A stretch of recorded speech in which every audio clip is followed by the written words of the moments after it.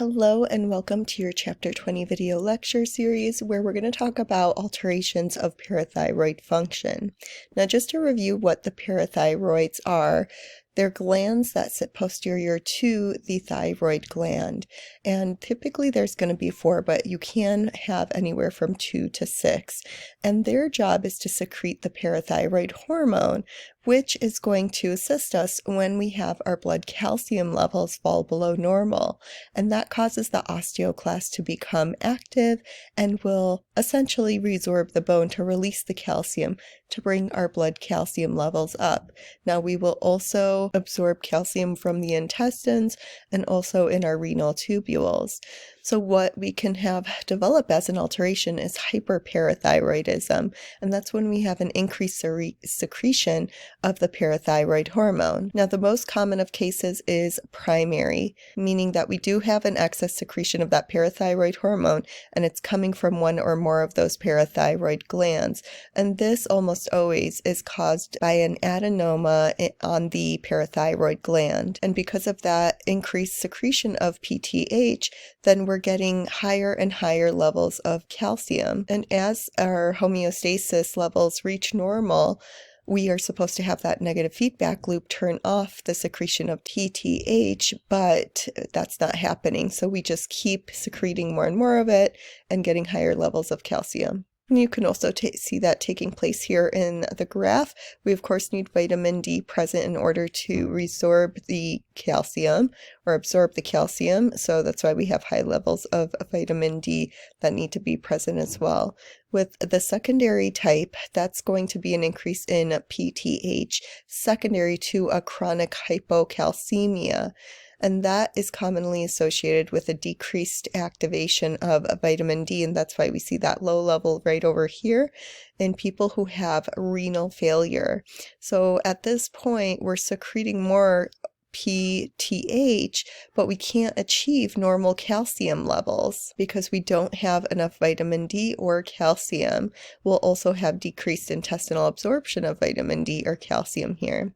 In the tertiary type, that's going to develop when we have a very long period of hypocalcemia, and we typically see this in people that have chronic dialysis, renal transplantation, or GI malabsorption. So in our actual parathyroid gland tissue, we have these chief cells, and they go through hyperplasia, and that is going to lead to an excessive secretion of PTH, and that could cause hypercalcemia. Now, when we have high levels of calcium like that, it means that within our renal tubules, we have to filter a lot of that calcium, and that leads to hypercalciuria. And so these individuals are going to produce an alkaline type of urine, and through this process, we're also going to enhance the renal phosphate secretion.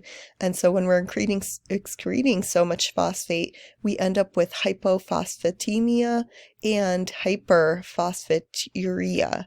So now we've got these 3 big variables of hypercalciuria, calcium within the urine, alkaline urine, and hyperphosphaturia, phosphate within the urine. And this predisposes the person to having calcium stones, and they can also tend to get stuck in the areas of the renal pelvis and renal collecting ducts, causing further exacerbation.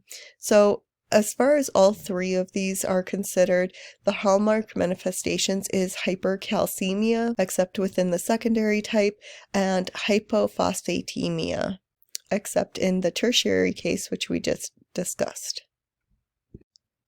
Now, of course, we have to discuss the flip side of things and talk about hypoparathyroidism, and this is when we have abnormally low levels of PTH levels, and this is typically caused to parathyroid damage in thyroid surgery. I remember being in the OR while someone was actually having thyroid surgery, and even just a little nudge to these parathyroid glands would cause the hormone secretions to change drastically.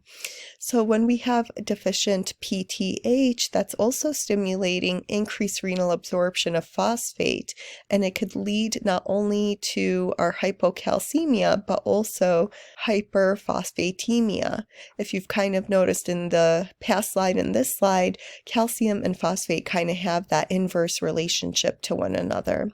So when we have hyperphosphatemia, that is going to further lower the calcium concentration by inhibiting the activation of vitamin D, which we know we need in order to absorb calcium. And when we don't have enough calcium, we can experience things like muscle spasms. Here's the Trousseau sign that you may remember we've talked about before. And we can get things like dry skin or loss of body and scalp hair. We can have miss neural communications. And so to treat this, we want to alleviate the hypocalcemia. So if it's an acute phase, then we're going to have parenteral administration of calcium. But if it is chronic, then we can use pharmacologic doses of cholecalciferol or vitamin D3 and oral calcium and parathyroid hormone replacement therapy.